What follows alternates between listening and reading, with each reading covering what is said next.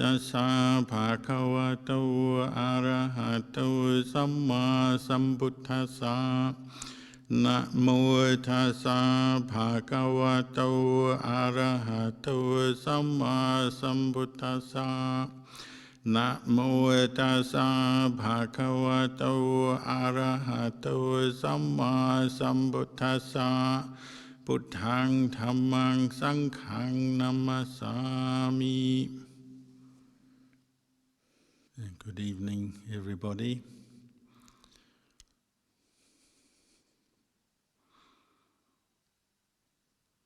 Yesterday we sent Lumpur Karuniko to the airport. He's on his way back to the UK. Sent us a message from Dubai, so he's over halfway, and so far safe and sound. Has been living with us since February, even though he only planned to stay here for about 6 weeks. His plans to go to other countries, other monasteries around the world were thrown into disarray by the coronavirus pandemic, and so he ended up having a nice solitary retreat, more or less solitary retreat here at the monastery for about 9 months. And now he's returned back to Chithurst Buddhist Monastery in the UK, so we wish him well. It's a reminder of the value of sangha. We're part of a greater sangha. We have the sangha in the monastery here, monks, novices, anagarikas, lay trainees who reside in the monastery, but then we have a greater sangha which is now stretched all around the world, from the origins in Thailand at Lumpur Cha's monastery, Wat Nong Bapong, the sangha of Thai bhikkhus, and then foreign bhikkhus has gradually expanded since that monastery was begun. And so we now have monasteries and sangha members all over the world. So that's a great thing for the world. In terms of numbers, maybe only small numbers of people go forth to ordain as Buddhist monks or nuns, and even smaller numbers spend their whole life in the robes. There's always a certain amount of people who we say don't make it. Lumpur Cha used to say monks are like mangoes on a tree when they're ripening in the sun of the hot season. Then some of them start to fall, so that some of them stay on the tree, some are blown off, some just fall off. The sangha members are like that. Some of them don't last, but the ones who do last we value. So senior monks like Lumpur Karuniko and many other senior sangha members, we always value their visits when they come to visit and stay, whether it's through the teachings they're giving, we find inspiration and good advice, or just by their presence. And part of the way we learn from sangha is just being in the presence of those who practice.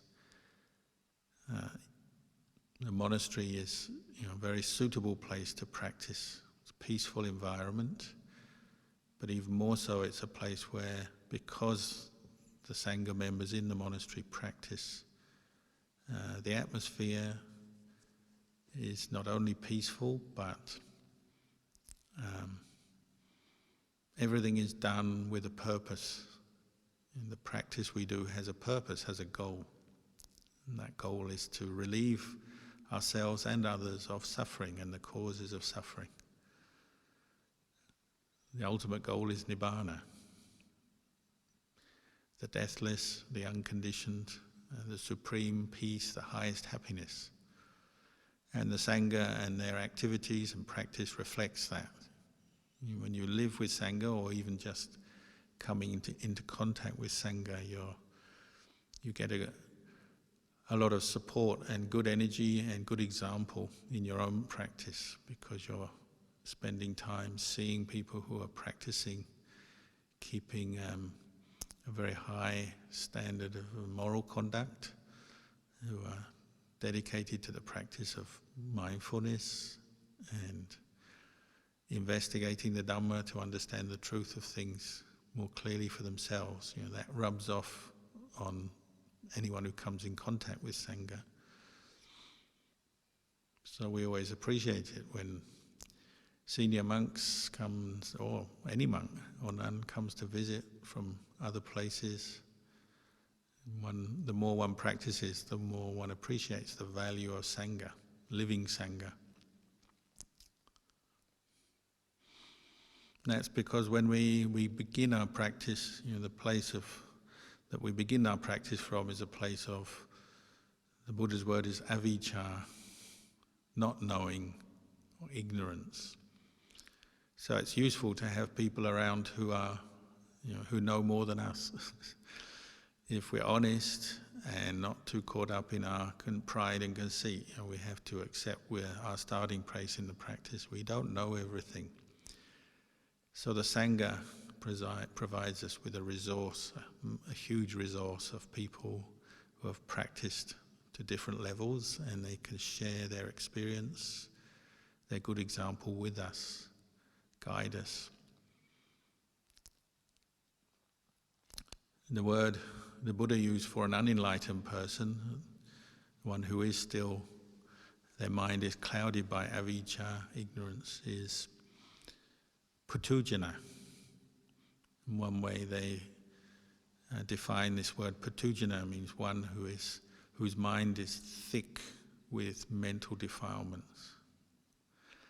So as long as we haven't yet fully penetrated the Four Noble Truths and understood suffering, its cause, and the end of suffering, we're still thick, thick with defilement.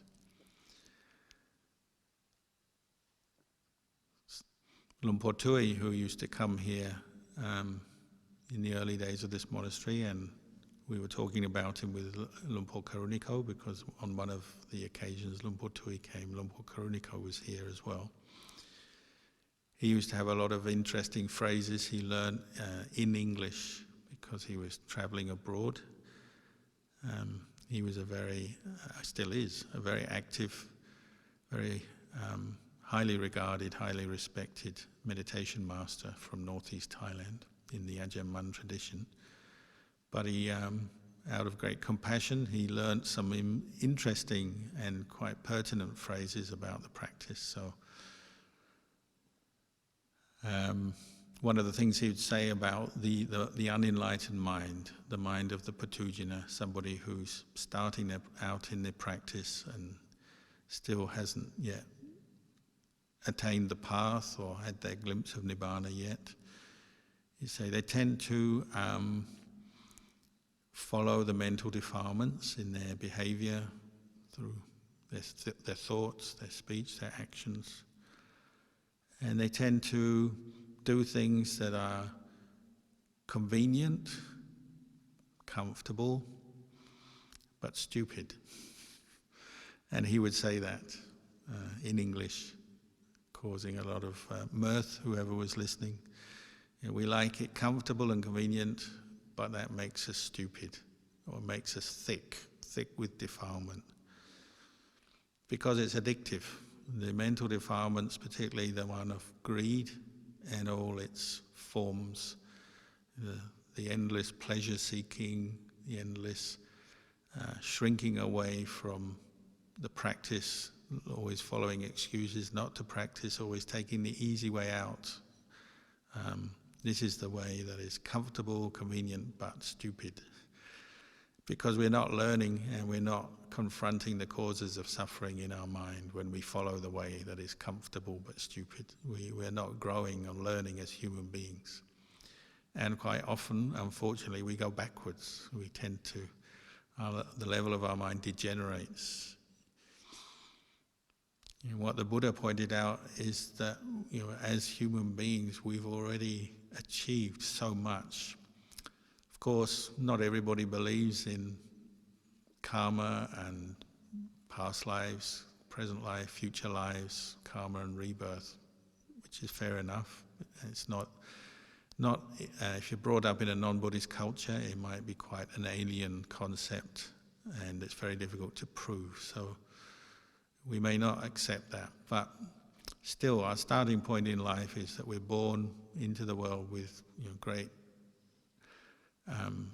attributes. As a human being, we have intelligence. We have a brain, we have intelligence. We all have various levels of health, but, you know, a lot of people are born healthy and strong. Not everyone, but most people are born healthy and strong. We have intelligence, so we have the opportunity to learn and grow as human beings. I don't mean just grow physically, but grow mentally, to improve ourselves, to learn about the world. And the Buddha said that the best and the most important kind of learning, the most valuable kind of learning for a human being, is to learn how to free this mind from suffering, to reduce our suffering and the suffering of others. There's nothing more useful to the world than that. You know, we do learn many things, and we tend to use our intelligence as human beings as we grow up, we mature.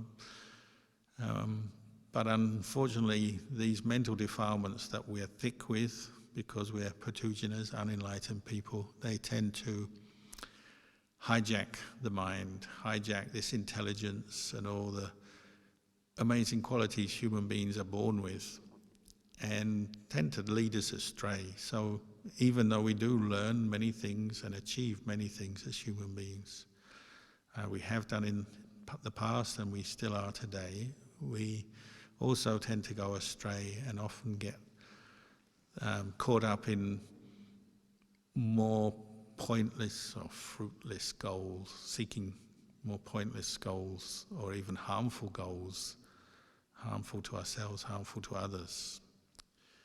And as we see, you know, in the way the world is, we compete with each other.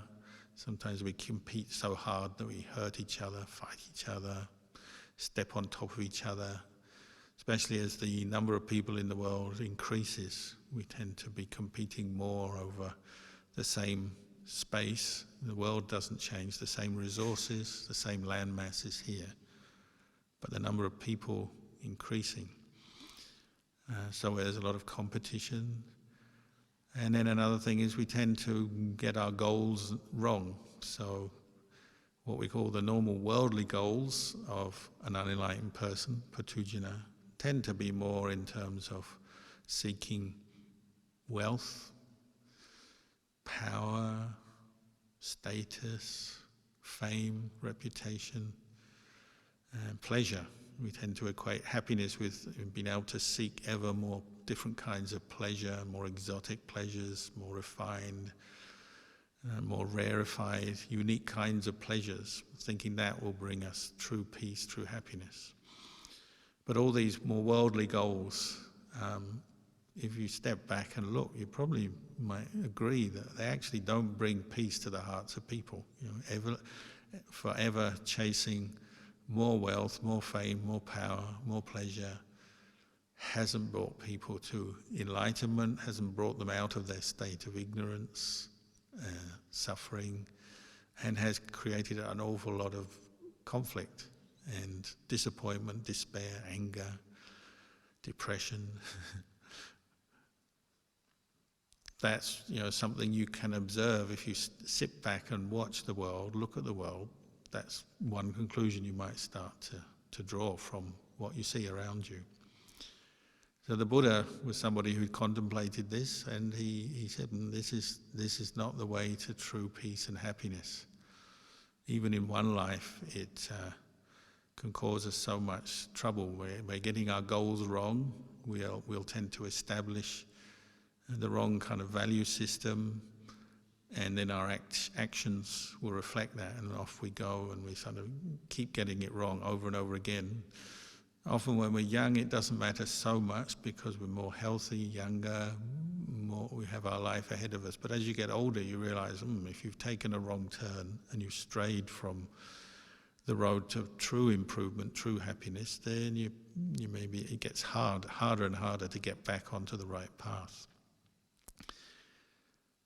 That brings us back to the teaching on karma again, is that our actions have consequences, and a lot of those consequences are cumulative because we keep repeating the same actions, making the same mistakes, having the same old accidents and crashes and creating the same old problems over and over again, and sooner or later it catches up with us, both physically and mentally.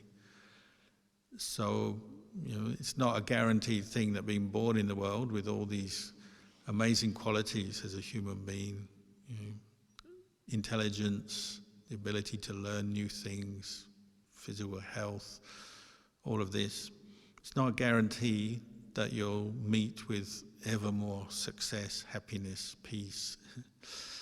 It depends on the kind of karma you make, the choices you make, the intentions you nurture, whether they're skillful or unskillful. And the whole Buddhist teaching and Buddhist path is helping us to address that, to make wiser choices and to really pursue a good, worthwhile goal as a human being and bring out our full potential as human beings. One of the ways they talk about the development of a human being, they say, well, we start off as this patujana, unenlightened person. We don't yet fully understand what suffering is, what its cause is. Often we're pursuing different activities which are not reducing our suffering at all, but are increasing them. But as we come to hear the Dhamma, listen to it, reflect on it, and practice with it more, our mind can change, can develop in a good way. And so sometimes they say the first goal in the practice is to develop the state of mind where you have some faith, conviction that the Buddha seemed to be talking the truth from a place of wisdom, even though you may not have fully proven it for yourself yet, but it seems to make sense. And so you're willing to put what the Buddha said into practice, commit to that. And this is where the mind changes, they say, from putujana to what they call Kalyāṇajana, one whose mind is good. Sometimes they use the word beautiful. Kalyāṇa can mean beautiful, but means beautiful not so much in a physical way, physical beauty, but the beauty of the mind that is wholesome or skillful or good. And this is something everyone can achieve in this lifetime. Again, our culture tends to be always looking at, well, what is our goal? How can I achieve it? How quickly can I achieve it? How can I get there? Just the same as if you get a job, what pay will I get? What opportunities will I have for promotion or getting on in this job or in some business? We tend to think like that in the Dhamma practice as well. How far can I get? What can I achieve? And so we learn about the stages of enlightenment. So putujana at some point may become sotapanna, sakadagami, anagami, arahant. There's 4 stages of enlightenment up to nibbana. But we often miss out this, what we call the Kalyāṇajana, one whose mind is good, who's on the path practicing. They may not yet have attained the noble path, but they are developing the right causes because they have the faith in the Buddha to put the Buddha's teachings into practice. So the starting point there might be just making a commitment for oneself to keep to the 5 precepts as one's guideline for daily life. Because the way Buddhism teaches, it's never a teaching where one is forced to do anything. The Buddha simply sets out a pathway to the end of suffering and says, if you want, you can practice it, but it's up to you. He recommended for us to practice, suggested it would be in our best interest and it will raise the level of our mind and reduce the amount of stress and suffering we have. But he never forced anyone, and it can't be done by force. But if we have some faith arise in what the Buddha taught and we aspire to experience more true peace, true happiness through the practice, then we might make a decision to keep the 5 precepts on a daily basis or use them as a guideline for training ourselves. Literally, they're 5 training rules for human beings to live in the world peacefully, successfully, in a good way, in a way that's beautiful, you might say spiritually beautiful, that promotes respect between people, promotes self-respect through the practice of the precepts, promotes harmony, cooperation between people because there is respect, a respect for life, all forms of life. So keeping the 5 precepts, one is learning to avoid harming even small creatures deliberately, intentionally. One respects property, ownership of property, other people's property. One doesn't seek to take it away from them or deprive them, however small. One respects relationships, so developing the precept where one refrains from sexual misconduct, so harmful sexual relations. One respects truth, so one trains oneself in the 4th precept, to refrain from false speech, so lying, exaggerating, backstabbing, disparaging speech, talking about one person behind their back in a disparaging way, and so on, coarse speech. And refrain from intoxicants, drink or drugs that cloud the mind. These 5 precepts, the Buddha never taught that there's something you have to be forced to keep. There's something, they're training rules that you decide with your own understanding and your own willingness to take on, because you see the value of this path and you want to experience some of the peace and happiness that the Buddha experienced. You're interested in that, so your mind inclines to want to take them on.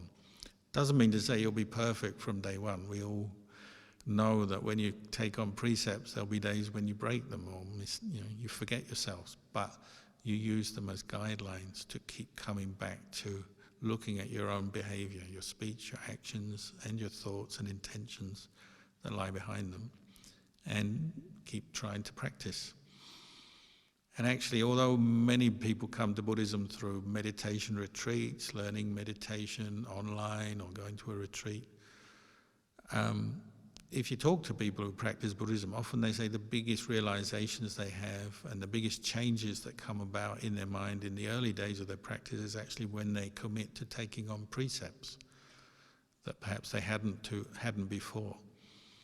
It may come from practicing meditation for a while, where they become more aware of themselves, practice more mindfulness, develop more insight through vipassana and other techniques of meditation, but then they start to realize what we say, what we do in daily life matters, because it's all feeding back to the mind, to the heart.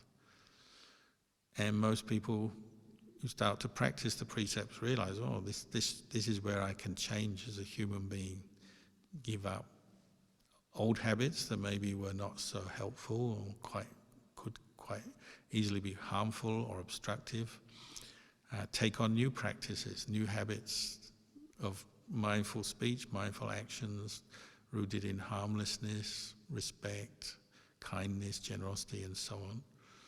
People seek very quick changes there. Often when we practice meditation, we can get caught into ruts, and we do our meditation every day, but after a while, months, years of it, often we feel, it's not really progressing. Whereas keeping precepts, 5 precepts, or sometimes even the 8 precepts, or coming to live in a monastery where you're practicing your precepts and in a more refined way, people often find quite quick results in their practice, quick changes come about.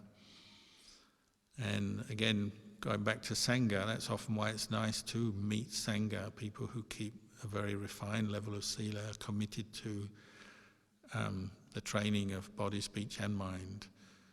When you meet sangha, you get a good feeling, and that supports you in your practice. You come to a monastery, it's much easier to keep the precepts in a monastery because other people are, whereas in the workplace or the home or out in society, it's more challenging. But if you are keen to follow and taste some of the peace and happiness that the Buddha talked about, then this is the way we have to go, develop the path of sila, samadhi, panya, but rooted in sila, 5 precepts, 8 precepts. And this is what brings up the more beautiful, good qualities of the mind, the virtues of the mind. Because if you are committed to keeping precepts, then that becomes part of who you are. You know. I'm committed to being honest, or to not harming other people, or not damaging or stealing other people's property, for example. I'm committed to sobriety, not getting intoxicated. That becomes part of who you are. And often we talk in Buddhist circles about we practice to let go of attachment to self and the idea of self, and that's true, that's what we're doing. But sometimes, even before we can completely let go of this idea of self, we have to develop a self that is more calm, restrained, at ease, and this is the value of the training in precepts and ethics, morality, is that one's self becomes more manageable because you get a sense of ease. Your mind becomes more peaceful when you're following precepts as a guideline. You have a sense of less anxiety, less fear of others, because you yourself are giving out non-fear. If you're undertaking to not harm physically or verbally other people, other animals, other people, then you yourself are providing safety to the world, because you're not going to harm anyone, and that gives you a sense of safety as well. That's the result. You feel at ease within yourself. Some of the worst extremes of the mental defilements, aggression, anger, maliciousness, and the worst extremes of greed, selfishness, are put in check. We put boundaries around them when we practice the precepts, and the karmic consequences of that is we feel good, we feel happy in ourselves. Whatever else is going on in the world, pandemics, economic crisis, climate change, these things may happen, and they may be a little bit more than one person can solve, although we all have our role to play.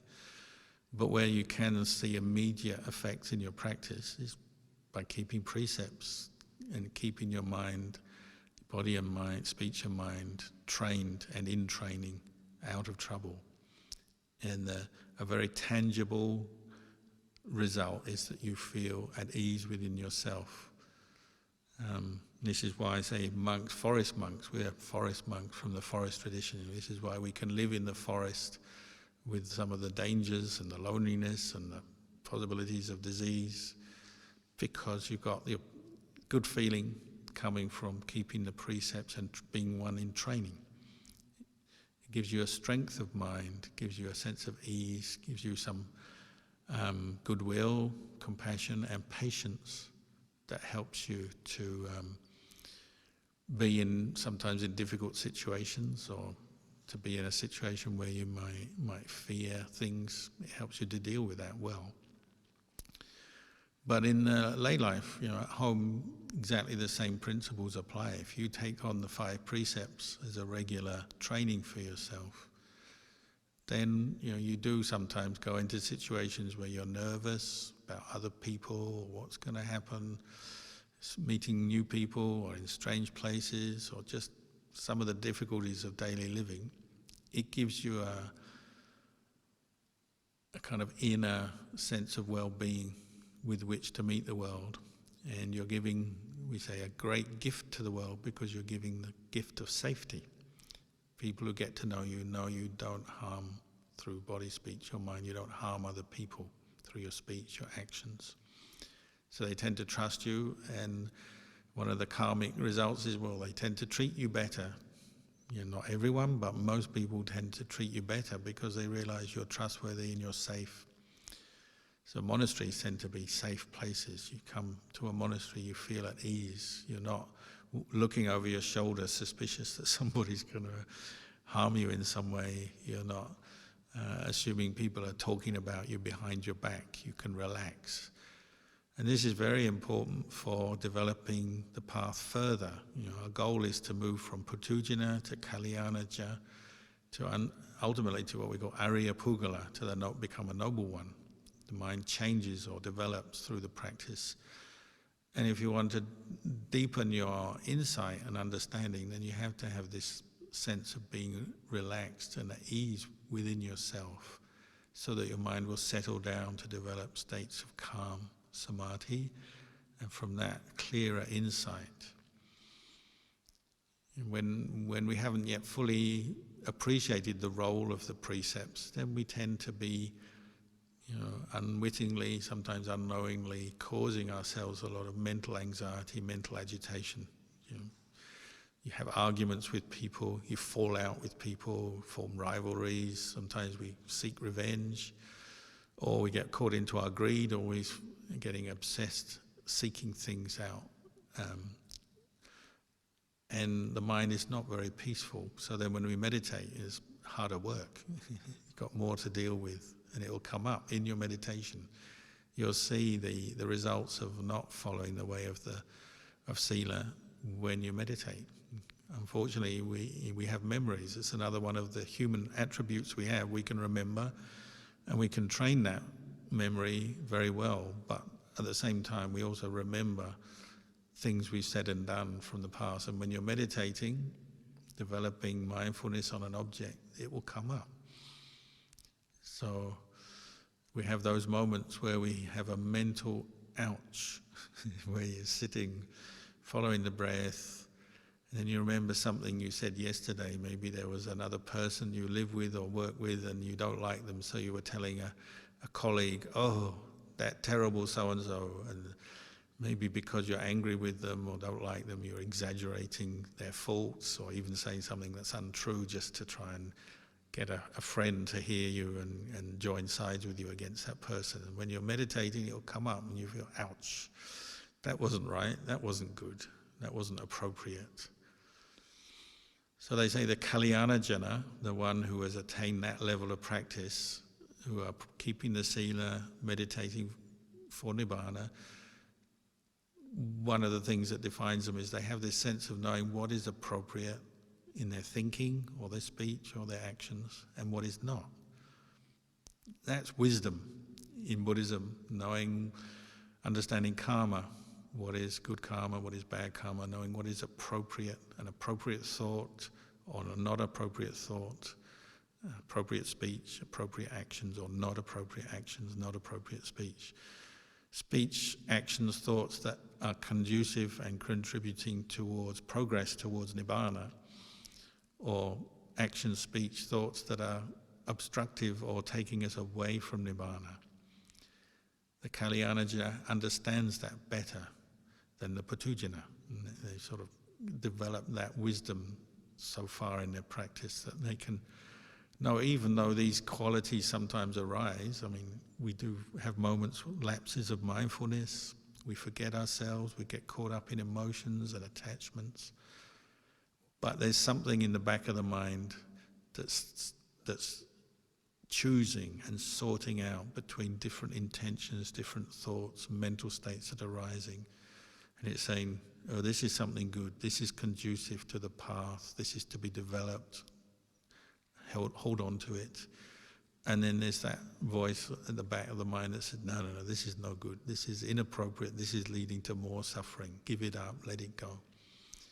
You have to learn from your experience in this way, and you get to this point where that wisdom faculty is working regularly to protect your own peace of mind, both internally and then expressed outwardly in your speech, your actions.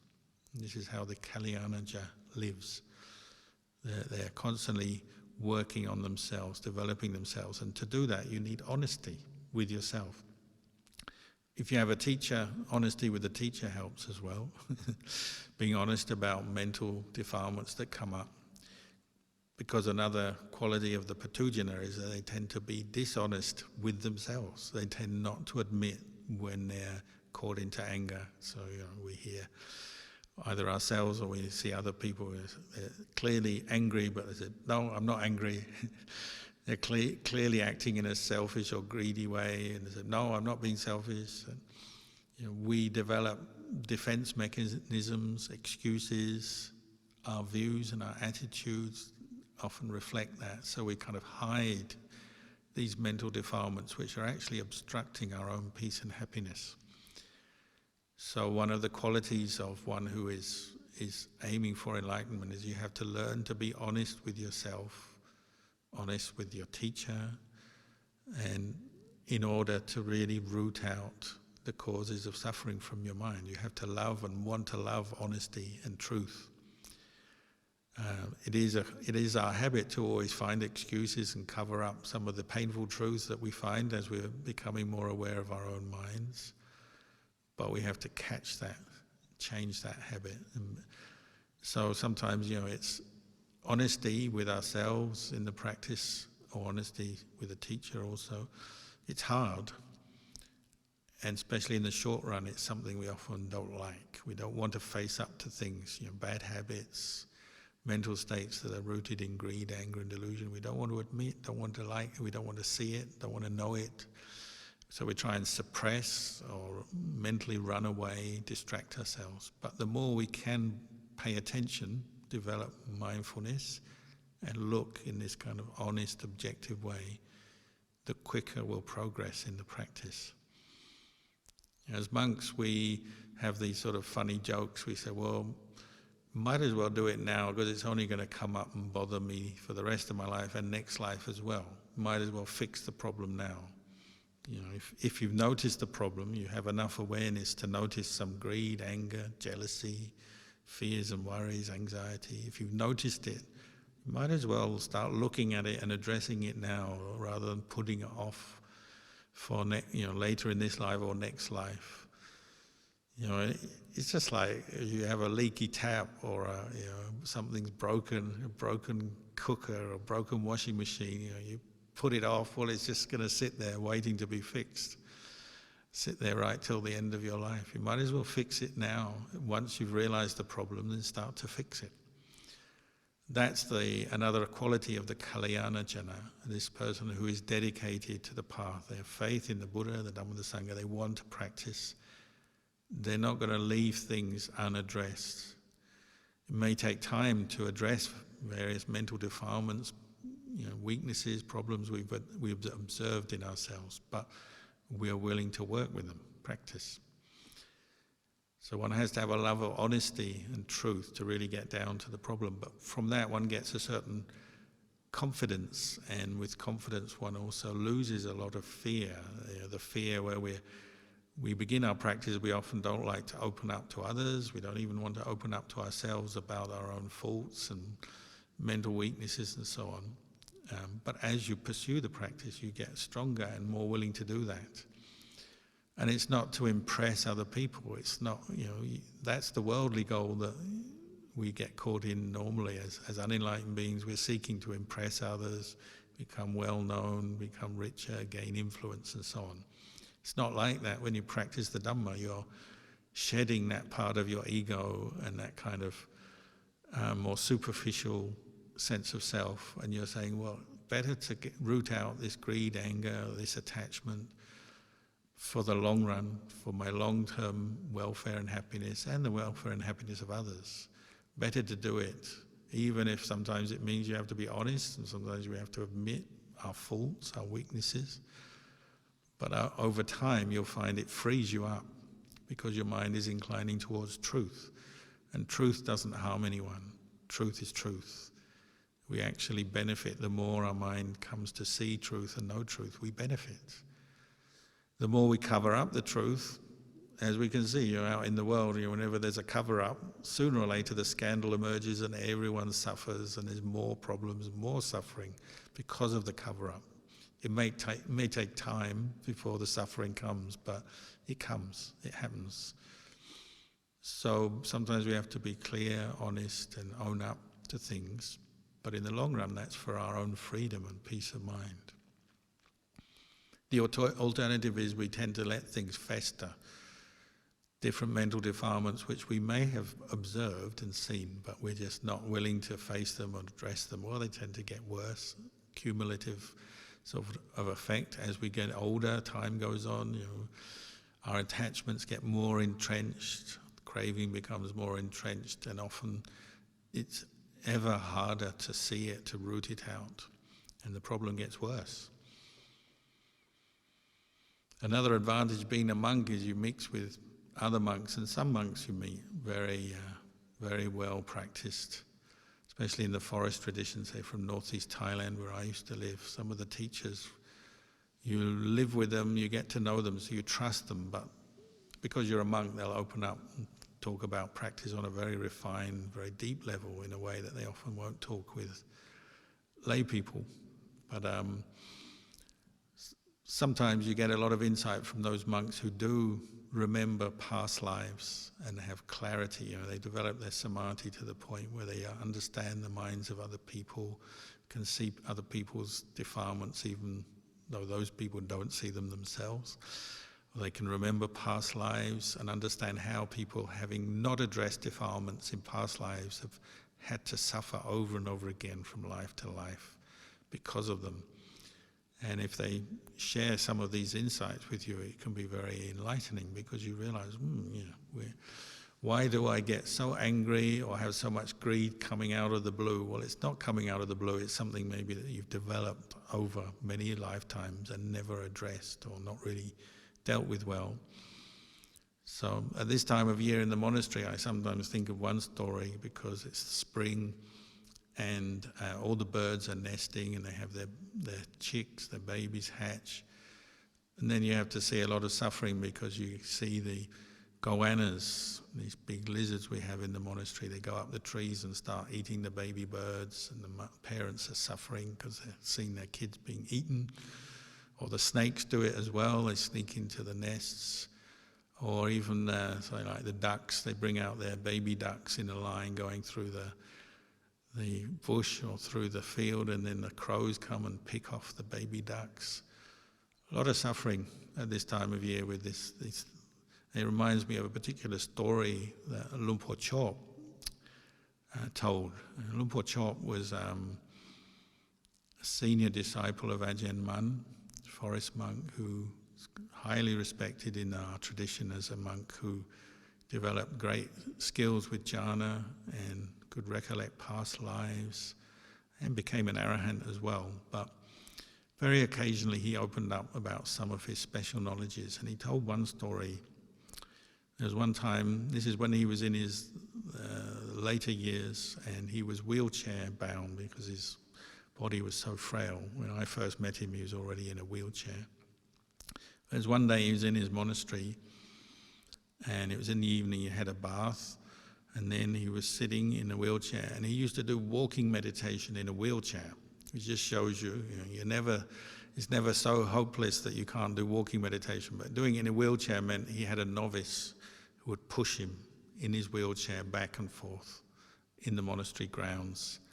And he'd do his walking meditation that way because his legs had gone. Perhaps it was out of compassion. He's teaching the novice to do it as well, mindfully push him, reciting Buddho, Buddho, back and forth, and he'd do his own walking meditation, because all his life he'd been quite a fit monk, walking in the forest, going on tudong, wandering and doing a lot of walking meditation. So he kept up that habit. And there's one day, one afternoon, he was just doing his walking meditation, and he told the novice to stop, and he said, we've got to go and help a mother, her children are being killed. And the novice was totally shocked, and he said, what? Who's being killed? Where? What? And he said, we've got to go down the far end of the monastery to kuti number 4. Our huts are called kutis, and they all have a number. And the novice said, what do you mean? Go and help a mother whose kids are being killed at kuti number 4. What's happening? How do you know, Lumpur? And he said, just take me down there and call a few other monks, we need help. So the novice called out to some other monks. He said, come, Lumpur has called you over. He said, there's a mother whose kids are being murdered. We've got to go. So off they rushed. wheeling Luang Por as well down to the other end of the monastery, and they got there and they couldn't see anything. And so the novice said, Luang Por, what's the problem? Where's this killing taking place? And Luang Por said, up in the tree. So they looked up and there was a squirrel in the tree, and when they stopped there was a few monks with Luang Por. The squirrel came rushing down to the ground, which is unusual for squirrels in Thailand. They usually stay in the trees, but it came down to the ground in front of Luang Por and was chattering away in the way squirrels do when they're agitated, frightened. They'll chatter, make their incessant sound, panic sound. And that set all the other squirrels off in the forest, and they'll all join in, so you get a tremendous din from all the squirrels who are scared and agitated. They'll chatter and chatter and chatter away. And Luang Por said, there's a snake up there, you have to go and get, there's a snake in the hole, the nest of the squirrel. It's eating the babies of this mother squirrel who's in front of us. So one of the fit monks, he climbed up the tree and he found the hole where the squirrel lived, and he saw this, what they call a ngu kiao. It's a green snake, which can be deadly. If they bite a human, they certainly will cause you a lot of pain and can paralyze you. It was in this nest, and there was a couple of baby squirrels there, and it looked like it already swallowed one. And they're very fierce snakes if you ever meet them. They're very aggressive. So the monk showed his face to the snake. The snake immediately tried to bite him, so he grabbed his monk's angsa, the sort of shoulder cloth we wear, and put it up, and so the snake bit that cloth and buried its fangs in the cloth so then he could grab the snake. Very smart thinking up on the tree. And so he brought the snake down with the cloth wrapped around its head so it couldn't hurt anyone. And they brought it down to Luang Por Chop, and they could see there's one bulge in its body. So it had already eaten one of the baby squirrels, and I think there were one or two others that it hadn't eaten yet because it was digesting the first one. And its plan was just to sit there and eat the first and then eat the second, because the mother couldn't come in because it would bite the mother. But they had now brought the snake down, and Luang Por said, well, we have to go and release the snake way out of the monastery, go to another place. I think they may have got a vehicle and release the snake a long, long way away so it could no longer harm this family of squirrels. So that everything was sorted out. The mother squirrel was appreciative and in whatever way squirrels do, said thanks and went back up to her remaining children. And then they wheeled Luang Por off. But then later on the monks wanted to know, well, how on earth did you know that this squirrel was having its children eaten by a snake in a tree, hundreds of meters away? And Luang Por said, well, I heard the mother's voice, speaking, saying, help, help, help, my children are dying. That was obviously a nimitta in his samadhi. As he was sitting, walking Jongkram, or sitting in his wheelchair, walking Jongkram, he heard her voice. So then the monk said, well, why would you hear a voice like that from a squirrel?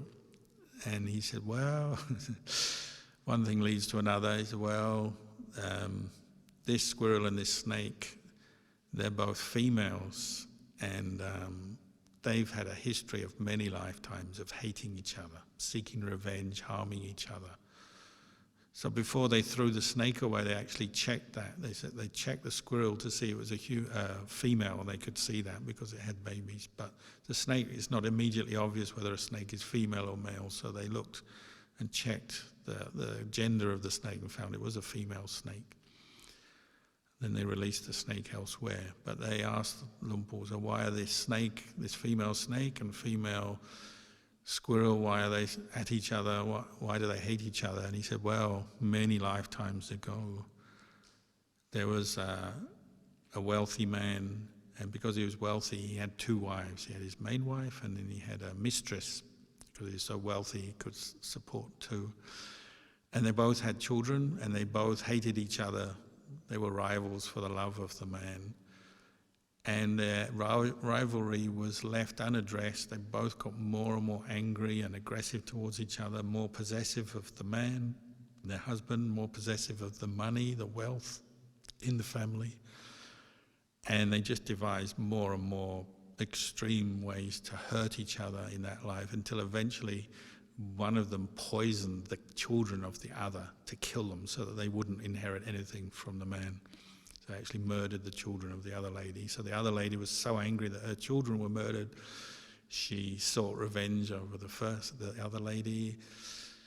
So the monks carried on asking Luang Por about this whole previous incident in a previous lifetime, and he said, well, he had been the man, and then there's these two wives that eventually became the squirrel and the snake, and they'd spent many lifetimes just hurting each other and their children over and over again because of the power of anger. Unaddressed anger, unrecognized anger, left to fester in the minds one lifetime after another, and it was just constantly bringing these two beings back to meet each other, whether as humans or as animals, and in this life as a snake and a squirrel. And Luang Por used it as a teaching how unaddressed anger, greed and attachment doesn't just go away at the end of your life. It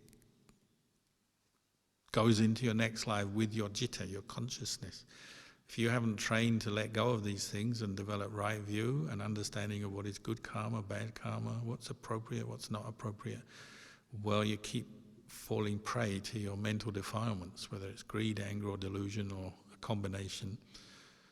And this story seems to illustrate it so well, how from lifetime to lifetime our anger follows us. You know, it's understandable many people don't agree or don't believe in past life, future life. But if it's true, then it's worth thinking about, isn't it? You know, what are you carrying around in your heart? What conditions your heart from moment to moment? And if anger keeps re-arising, reoccurring, well, it's going to follow you to the end of your days. And if you keep suppressing it, denying it, finding excuses, blaming others, well, none of that will get rid of it for you. It will continue with you, conditioning your citta, your consciousness, and you'll experience the suffering of it. There's one thing that Buddhism teaches us, that karma follows us all the time, good karma and bad karma. And at the end of your life, it doesn't end there. It will be a conditioning factor for what happens after you die, where your consciousness arises and some of the experiences you're going to have. So it's worth thinking about, that every day we're making karma. What kind of karma am I making today, at this moment, with my thoughts, my speech, my actions? What kind of karma am I making? This is where we're learning and investigating. This is where we can change as human beings. By understanding these truths more deeply, we can raise up the level of our consciousness from Patujana to Kalyāṇajana to Arya-jana, meaning noble ones. Sotapanna, Sakadagami, Anagami, Arahant. That's the aim of our practice. So sometimes it's interesting to hear these stories about past lives and karma and how it follows us around. As we know, the Buddha himself, on the night of his enlightenment, the first knowledges he developed in his practice, out of the state of jhana, was the knowledge of past lives, recollection of past lives, and then knowledge of karma and how it affects our consciousness from life to lifetime, until he finally had the knowledge of the ending of the asavas and the complete abandoning of greed, anger and delusion from his mind.